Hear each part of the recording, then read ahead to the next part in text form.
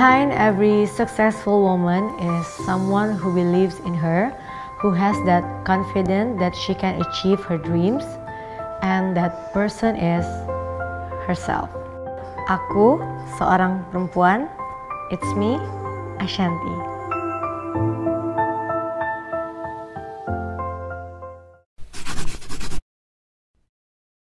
Arti nama aku tuh, aku sampai mamaku nggak ada, aku tuh nggak sempet pernah menanyakan, "Ma, kenapa sih nama aku tuh dikasih nama Ashanti," gitu.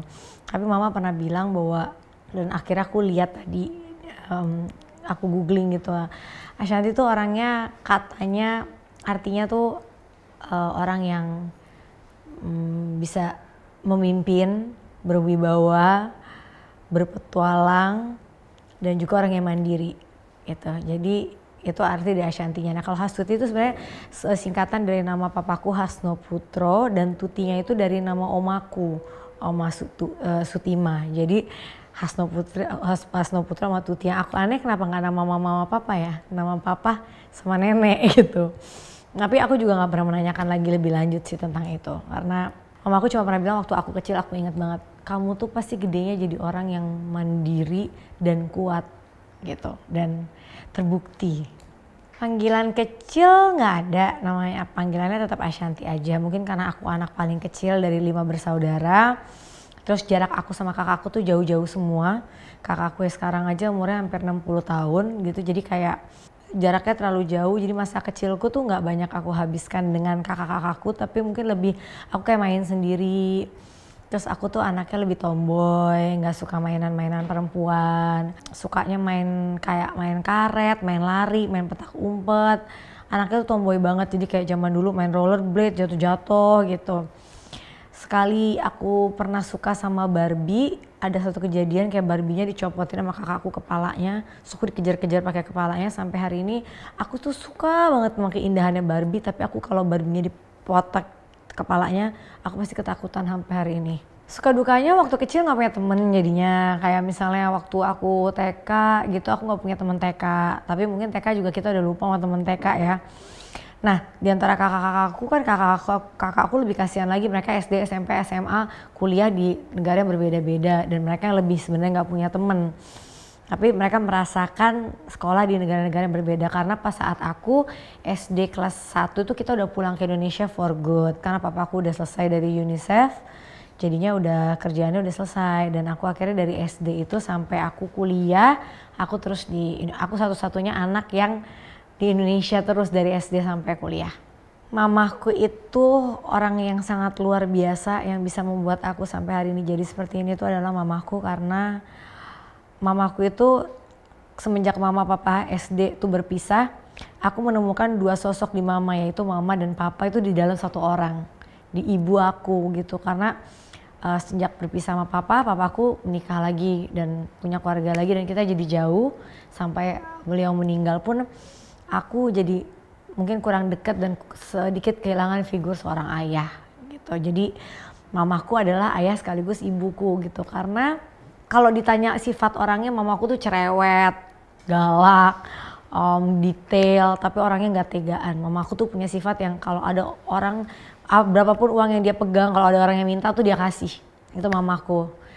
Terus dia keras karena dia ada bulenya kan. Nah, kalau papaku tuh orang Jawa asli yang manut, diem, nggak pernah marah, tapi tegas. Aku tuh nggak pernah sama sekalipun dimarahin sama papaku. Apalagi ditambah kita nggak tinggal bareng, jadi makin nggak pernah dimarahin lagi. Jadi aku waktu itu hanya kayak minta dikirimin uang, baru kita ada komunikasi.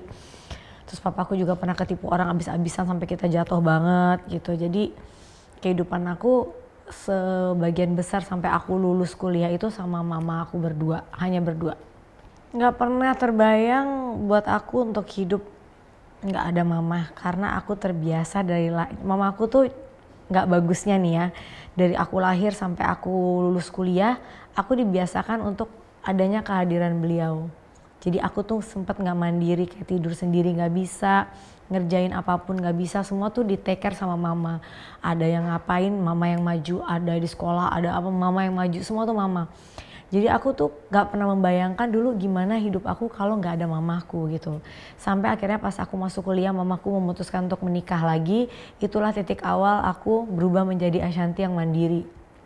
Yang merasa oh aku ditinggal, padahal mamaku gak meninggalkan. Dia tetap menyuruh aku untuk kita satu rumah. Kamu gak boleh pergi, cuma aku gak nyaman karena ada papa baru, which is sekarang bapaknya itu baik banget dan sekarang malah tinggal sama aku walaupun mama udah nggak ada gitu. Tapi saat itu namanya anak kuliah kan nggak nyaman, biasa keluar dari kamar mandi seenaknya atau apa, dengan adanya orang baru gitu aku nggak begitu nyaman. Nah disitulah pertama kalinya hubungan aku sama mama jadi agak renggang, tapi yang namanya aku mama connect-nya terlalu kuat itu cuma sementara dan akhirnya apapun lagi aku balik lagi ke mama. Nah pada hari kejadian itu mama tuh punya penyakit diabetes, pernah light stroke, pernah macam-macam lah komplikasi, tapi mama tuh kuat, jadi selalu bisa melewati semua penyakitnya dan dia bangkit lagi gitu. Di hari itu nggak tahu kenapa mama tuh kayak nunggu aku lahiran Arsya. Arsya lahiran 28 Oktober, terus hari ulang tahun aku 4 November itu masih dirayakan bareng dan karena aku habis lahiran dirayain di rumah. Entah kenapa aku tuh punya suatu connect yang kuat banget sama mamaku. Mamaku lagi duduk di sana terus aku kayak di dalam lagi ngebatin. Kok mamaku kayak nggak lama ya umurnya. Ada pikiran kayak gitu malam itu. Tapi hanya sekilas aja gitu. Tiba-tiba yang aku sedih adalah harusnya mamaku hari itu nginep sama aku. Terus mama bilang aku nginep ya gitu. Mah kamar yang mama mau tidur tuh lagi direnov. Apa mama mau tidur sama aku aja sekamar bareng? Mamanya nggak mau. Akhirnya mamanya pulang. Yaudah deh besok aja mama kesini lagi janjian mau makan mie ayam jam 5 sore. Tepat jam 5 sore aku telepon mama aku. Mah udah di mana kan mau makan mie ayam. Papa sambung aku angkat bilang, "Dek, San, ada suara orang jatuh gitu." Jadi pas mama diambil nyawanya tuh pas aku telepon. Dan menunggu setelah ulang tahun aku kayak, bentar San, bapak telepon lagi, ini mama jatuh. Aku naruh telepon, aku lempar Arsya lagi nyusuin, aku langsung nggak pakai sendal, nggak pakai pakaian dalam lagi. Aku pergi sama Mas Anang, aku trek-trek, ke rumah mama jatuh. Nggak tahu kenapa di saat itu mamaku tuh nggak pernah jatuh yang sampai gedebak begitu, paling kepleset lah apa. Di selama perjalanan feeling aku ini mamaku nggak pasti kenapa-napa. Nyampe akhirnya San gak usah ke rumah, aku udah dibawa ke rumah sakit. Nyampe rumah sakit aku udah lihat itu udah tinggal jenazahnya aja. Di situ aku hancur yang kedua kalinya ya, ibaratnya yang pertama pas mama menikah lagi, yang kedua pas aku harus melihat jenazah ibuku yang orang yang paling aku cintain, yang bagi aku adalah hidupku, duniaku gitu. Aku nggak tahu aku kalau nggak ada mama tuh harus ngomong ke siapa gitu, dan itu sakit banget sih rasanya. Jadi kayak dunia aku gelap langsung. Tapi kalau aku nilai sekarang lagi gitu, aku minta sama Tuhan kenapa diambil cepat banget di saat aku sekarang harusnya udah bisa lebih membahagiakan dia tuh jauh daripada saat itu gitu. Tapi aku balik lagi berpikir mungkin ini adalah doa mama yang yang ngomongin mama kayak membuat aku untuk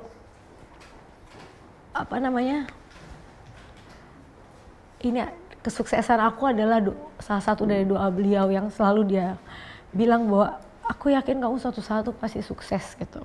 Karena kamu terlalu banyak menderitanya karena zaman kecil aku gitu. Aku gak lupa untuk selalu mengamalkan uang aku dari mulai beliau gak ada sampai hari ini. Setiap ngasih orang selalu doa aku kayak, ini buat mama ya, ini dari mama ya, ini dari mama, itu selalu tanpa ada orang yang tahu. Buat aku gak bisa ngebayar jasa-jasanya, kebaikannya, apa yang udah dia buat aku. Mungkin sekarang aku cuma bisa ngasih bunga di makamnya yang mungkin aku hanya bisa mendoakan, udah pasti. Cuma penyesalan terbesarnya andai aja aku dulu tahu kalau mama hidupnya nggak lama, mungkin aku akan lebih dahsyat lagi gitu apa yang aku lakuin. Karena aku pikir mama sehat kok gitu. Jadi itu sih, itu penyesalan sangat-sangat besar banget, dan sekarang yang aku bisa lakukan hanya yaitu semua amal-amal yang aku lakukan selalu aku dasarkan pasti atas nama mama aku. Mama tuh orangnya detail, Nggak usah aku, Mas Anang, Aurel, Jiel, itu aja diperhatiin. Itu yang notabene mungkin cucu sambungnya gitu ya. Selalu kayak, Aurel kamu jangan kayak gini. Terus makanya Aurel tuh sempat selalu ngomong gini, Bun kalau Gemang liat Aminah pasti seneng banget ya gitu. Karena dulu Aurel aja misalnya pakai baju, Kak kamu nanti harus kayak gini ya biar nanti dapat jodohnya kayak gini. Terus mama aku tuh terus, Kak nanti kamu harus begini, pokoknya kayak mau diurusin banget. Mas Anang, aku dan mama aku selalu bilang, San jangan pelit sama orang. Kadang-kadang kan aku kayak lo punya uang pasti mikirin diriku dulu, keluarga aku dulu gitu. Dan aku iniin dulu, takutnya nanti ke depan gak punya uang. Kalau mama aku tuh enggak, dia rela kayak, Mah kan kita nggak ada uang, terus mama ngasih orang itu uang, tapi selalu aja mama aku tuh rezekinya tuh ada aja gitu, karena dia selalu orangnya tuh seneng ngasih orang. Terus orang minta apa, aku belum tentu bisa kayak langsung ngasih gitu kan. Kalau mama, ibu ininya bagus gitu, ya ambil aja gitu. Itu yang Suteng, mbak-mbakku yang di rumah yang kenal tuh selalu kalau inget mama tuh pasti kayak, duh Grandma tuh pemberi banget walaupun orangnya tuh keras, tegas. Kalau aku tuh kalau aku tuh cerewet, kalau mamaku tuh agak keras, tegas gitu. Jadi kita berbeda sebenarnya. Tapi yang nggak bisa diingat ya perhatiannya. Selalu seorangnya tuh nggak pernah nyusahin gitu, nggak pernah nyusahin aku. San kamu ada uang, ada rezeki, gini-gini, nggak pernah. Mamaku tuh orangnya urusin aja keluarga kamu, urusin yang penting buat kamu. Kalau ada ini baru buat mama.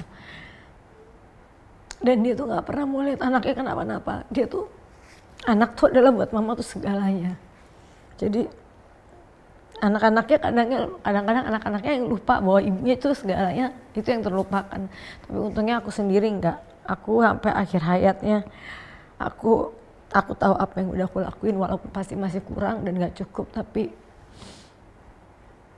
aku yakin, karena dari mulai mama nungguin aku meninggalnya, lahiran, ulang tahun, aku telepon pas diambil nyawanya, itu semua kan gak bisa dibuat ya. Itu kayak ada connect yang besar banget gitu. Papa aku orangnya gak pernah marah, gak pernah. Dan di saat aku tumbuh kembang kan aku gak sama papa. Jadi aku walau waktu kecil pun, waktu sebelum mereka cerai pun, papa kehadirannya bagi aku tuh samar-samar karena papa sibuk banget kerja. Waktu kecil aku gak ngerasain efeknya, cuma kalau misalnya orang lain pergi sama orang tuanya lengkap ya aku suka iri, suka kayak, oh kok papa aku kemana ya gitu. Tapi aku orangnya gak yang kayak, gak dipikirin gitu. Tapi aku baru tahu ternyata efeknya itu setelah aku besar gitu.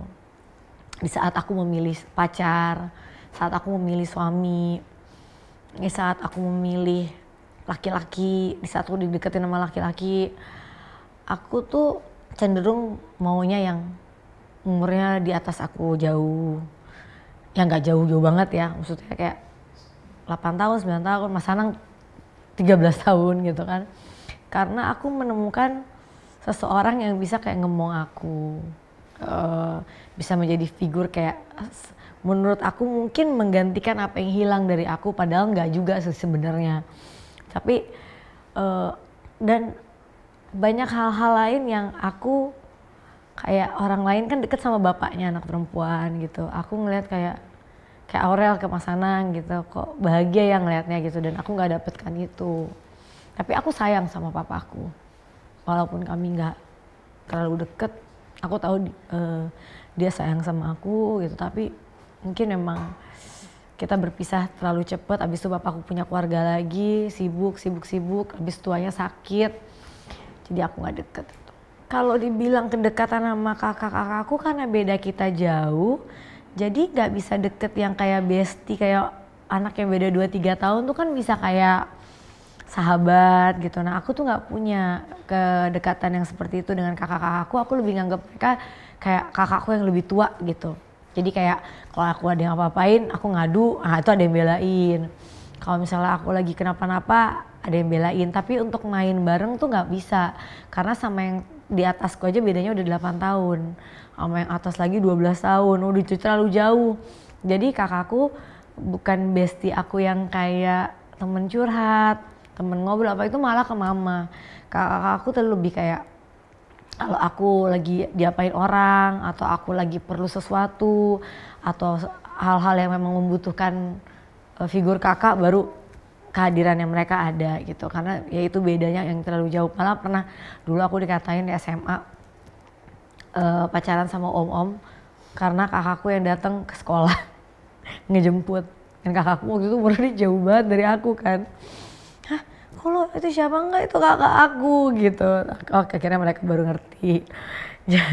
Jadi kayak perbedaan jauh itu mereka sayang sama aku, tapi kita nggak pernah yang sedekat-dekat karena kita nggak bisa main bareng gitu. Aku lahir ibaratnya dari keluarga yang sangat-sangat berkecukupan gitu, dari mulai maksudnya papaku kerja di UNICEF, mamaku juga kan dari keluarga yang anaknya dubes gitu. Jadi alhamdulillah keluarga kita dari aku lahir sampai SD kelas 6 tuh kita berkecukupan banget lah gitu. Sampai kita pindah ke Indonesia, aku tinggal bikin rumah di Pejaten. Itu kita masih berkecukupan sampai akhirnya aku SMP kalau nggak salah, papaku tuh mulai kena tipu banyak orang, perempuan dan lain-lain. Akhirnya jatuh sampai mobil semua satupun dari ada beberapa mobil semua dijual. Hanya satu yang mamaku nggak mau dijual, itu rumah kita di Lebak Bulus di Mona Indah. Karena mama bilang kalau ini dijual juga saya mau tinggal di mana. Tuh, sedangkan mama nggak mau. Mamaku tuh udah dengan berpisah dengan papaku tuh malu untuk balik ke keluarganya. Jadi kita tinggal berdua di rumah di Mona Indah, tapi kita udah nggak punya mobil, udah nggak punya uang, udah nggak punya apapun. Akhirnya itu pertama kali aku belajar naik angkutan umum ke sekolah. Terus akhirnya mamaku mulai jualan di situ. Dari mamaku yang hidupnya dari kecil juga nggak pernah susah, dia harus belajar jualan. Untung mamaku emang jago banget masak kan. Nanti hasil jualannya mama aku bawa ke sekolah. Teman-temanku pada beli, dimulai dari situ. Terus aku beranjak besar, aku tuh kan SMP jadi korban bullying kan. Kenapa? Karena aku tuh gemuk banget. Karena aku cuma di rumah makan, masakan mama tuh enak banget, tidur. Jadi aku gemuk banget, jadi aku jadi korban bullying karena aku gemuk, terus karena aku bohong. Aku gak mau mengakui bahwa keluargaku tuh udah gak punya uang. Pas ketahuan dibully sama teman-teman gitu, pindah sekolah lagi. Jadi aku SMP 3 kali pindah sekolah. Sampai aku akhirnya pindah sekolah negeri. Nah, di situ aku akhirnya gak kuat banget. Terus aku pikir aku harus kurus nih, akhirnya aku diet di SMP.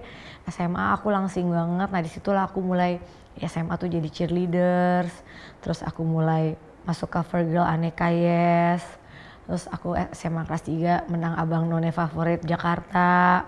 Di situ mulai masuk ke dunia entertain, terus ikut casting FTV, jadi peran-peran yang lewat doang, jadi peran-peran yang aduh itu luar biasa banget deh perjuangannya demi mencari uang, dan itu diantar sama mamaku berdua. Aku sangat-sangat merindukan hari-hari aku berdua sama mamaku yang mungkin tidak dirasakan oleh kakak-kakakku karena mereka udah pada gede pas lagi papaku jatuh. Yang lain lagi kuliah di luar, yang lain udah ada yang berkeluarga, ada yang kemana-mana lah. Mereka datang tapi sekali-sekali pasti datang. Nah aku hidup kan bener-bener berdua sama mamaku kan. Dalam keadaan susah kita hidup berdua, tapi itu kita happy banget gitu karena saling menguatkan. Terus kita kadang gini, kita tidur hidupnya di komplek. Waktu itu kan Mona Indah itu salah satu komplek yang bagus lah gitu ya di zaman aku. Tapi isinya tuh kita nggak mau makan aja mikir, besok mau makan apa, pakai apa, besok sekolah naik apa, itu mikir, orang nggak ada yang tahu gitu. Itu masa-masa yang aku rindukan gitu. Bukan masa senang, itu masa susahnya yang sama mama ketawa, bisa beli mie instan, makan bareng berdua aja tuh kita bisa seneng gitu. Itu yang masa-masa kayak, terus aku baru punya uang misalnya dari hasil kerja waktu itu yang, ayo mah ini kemarin dari dapat casting ini, menang ini, dapat ini, kita pergi ke Bangkok berdua gitu. Itu udah happy banget. Terus aku cari biaya kuliah aku kan harus SMA, harus kuliah, itu kan papaku udah gak ada biaya lagi. Alhamdulillahnya kakek dari mamaku, bapaknya mamaku membantu aku untuk kuliah di S1 waktu itu. Jadi aku tinggal nyari uang jajannya lah gitu. Nah itu masa-masa yang aku rindu, yang lainnya sih kayak ingin aku lupakan. Mengawali karir dulu SMA kelas 2 ikut Aneka Yes kan, cover majalah waktu itu. Terus kelas 3 SMA ikut Abang None Jakarta, menang None Favorit. Lalu aku ikut kayak casting-casting sinetron, film. Kadang-kadang dapet 2-3 episode gitu-gitu. Pokoknya bener-bener nyari uang, waktu itu pikirannya nyari uang. Sampai akhirnya tahun 2007 aku ditawarkan oleh Pak Joy dan Pak Ian Johana dari Sony Music Indonesia buat bikin album pertama aku di Sony Music yang lagunya judulnya Dulu. Itu pertama kalinya. Dari kecil itu sebenarnya udah pengen jadi penyanyi, cuma kan sama papa nggak boleh semua anaknya tuh harus. Dulu tuh kan profesi penyanyi menurut orang tua buat hobi ya. Kalau profesi ya kamu harus jadi ini dan papaku dulu pengen banget aku nerusin dia di hubungan internasional lah gitu. Nah akhirnya sampai aku akhirnya kuliah pun ngikut ngambil jurusan ilmu politik hubungan internasional. Nah awal memulai karir jadi penyanyi kan nggak pernah boleh jadi penyanyi, jadi waktu itu papaku meninggal baru aku jadi penyanyi. Papaku meninggal di 2006 atau 2007, baru setahun setelahnya aku bikin album sama Sony Music itu. Dan di album aku itu karena ini dipegang langsung sama anaknya Pak Ian Johana, namanya almarhum Berry Johana, ada lagu ciptaan Mas Bibi Romeo, Mbak Dewi, Yofi Widianto, Teguh Fageto, Stopati. Jadi isinya tuh bagus-bagus semua di album ini. Cuma di single ketiga anaknya Pak Ian Johana meninggal. Jadi udah nggak ada yang fokus lagi sama album. Jadi akhirnya di situ aku berpikir kayaknya aku emang nggak boleh nyanyi kali ya. Aku stop dari nyanyi, aku mau masuk ke Deplu sesuai dengan S1 aku waktu itu. Nggak lama mau masuk Deplu, ketemulah di 2010 akhir sama Mas Anang. Jadi akhirnya berhenti lagi untuk masuk ke Deplu, akhirnya aku ketemu Mas Anang dan meneruskan untuk bernyanyi. Pertama kali aku nyanyi sama Mas Anang, kan kalau misalnya waktu aku nyanyi lagu yang Dulu itu, setiap kali aku nyanyi ke Inbox, Dahsyat gitu kan, kita semua penyanyi, mau penyanyi yang bagus banget tuh pasti kalau acara pagi pasti lip sync. Karena kan baru bangun tuh suara belum pemanasan, masih gak enak. Nah ini bayangin lagu Mas Anang, tinggi banget, nadanya ribet banget, aku harus live. Itu aku sampai 6 bulan kali nangis-nangisnya. Nggak mau, aku mau lip sync, nggak, kamu harus live. Nggak apa-apa jelek dulu, kita tunjukin ke orang kita penyanyi, jangan lip sync. Wah aku nangis tiap hari karena kan kadang-kadang ada nada-nada yang kalau nyanyi baru bangun, biasa bayangin kalau Inbox tuh nyanyi bangun jam 5 pagi. Ya kan, terus kita dandan langsung jalan di daerah jauh-jauh. Gak ada waktu buat latihan. Nah bayangin tuh gimana rasanya kan, suruh nyanyi masih dalam keadaan serak. Tapi dia bilang ya vocalizing dong, belajar apa. Dari situlah aku mulai belajar yang tadinya takut untuk nyanyi live, sampai akhirnya setelah setahun aku seneng banget nyanyi live. Pertama kenapa lagunya By Mantan yang berbeda genre, aku udah mau 40 November ini. Kalau aku buatnya yang kayak anak-anak sekarang yang ballad, yang melo, udah bagus-bagus banget. Kayaknya bukan pasar aku ke sana deh gitu. Jadi kalau aku mau keluar, dan aku selama ini gak pernah solo kan, duet sama Mas Anang terus. Lagunya pop terus, kayaknya capek gitu. Aku pengen nyanyi lagu yang effortless, yang santai, yang orang bisa karaoke, bisa nyanyi, orang dimanapun bisa nyanyi, dan pengen menembus yang pasar lagi gak ada, yaitu pop disco. Jadinya aku buatlah si By Mantan ini, liriknya juga lucu, bisa dirasakan oleh semua orang. Dan ini kan kayak pop disco 90s sebenarnya, tapi anak sekarang jadi pada bilang suka sama lagunya karena aduh relate banget sama aku gitu. Aku juga kaget tiba-tiba bisa diterima seperti ini lagu ini, karena nggak nyangka lagu ternyata ya orang mungkin juga butuh yang ngebeat gitu, mungkin udah capek ya, mungkin udah kalau yang bagus-bagus yang slow udah banyak. Ngapain aku ngambil pasar yang udahlah, aku pengen, karena dulu aku pernah lagu Dulu itu pernah hits banget yang zaman aku single solo sebelum Mama Sanang. Kenapa nggak aku bikin model kayak gitu lagi, tapi versi lebih dewasa gitu loh. Kenapa pemilihan video klipnya Torik sama Fuji, yang milih sebenarnya bukan aku. Yang milih, jadi aku waktu itu milih Mas Tim dari UPI Guava. Mereka kan udah bagus banget lah di dalam bikin video klip, dalam pembuatan video klip. Mereka minta adanya model. Nah, tadinya modelnya maunya pacarnya anakku Jiel, Sarah. Terus model cowoknya Torik deh gitu. Sampai akhirnya mereka mengajukan untuk boleh nggak, pada saat Torik udah oke, baru mereka mengajukan boleh nggak pakai model ceweknya Fuji. Aduh, aku sempat stres juga kan, mau nggak ya kira-kira. Alhamdulillah pas di WA, terus dia bilang aku denger lagunya dulu.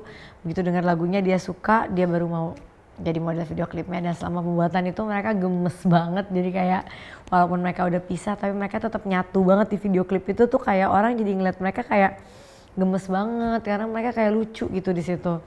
Dan aku pun jadi seneng ngeliatnya gitu. Itu sih, jadi itu bukan dari aku tapi lebih ke dari tim Mas UPI Guava. Sebenarnya nggak pernah ada di kepalaku menjadi seorang pembisnis, nggak ada dan nggak punya pengetahuan bisnis sama sekali. Bahkan dulu zaman kuliah aja punya bisnis kecil-kecilan aja ketipu melulu gitu. Jadi kayaknya nggak bisa.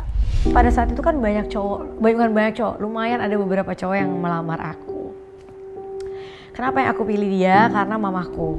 Banyak banget kejadian kayak gitu kan, cuma pengen nikah muda. Ya aku pengen nikah biar nanti kalau aku punya anak kayak aku sama bunda. Aku adalah orang pertama yang tidak mengizinkan dia untuk nikah muda, tapi aku juga orang pertama yang mengizinkan dia untuk menikahnya dengan Bang Atta.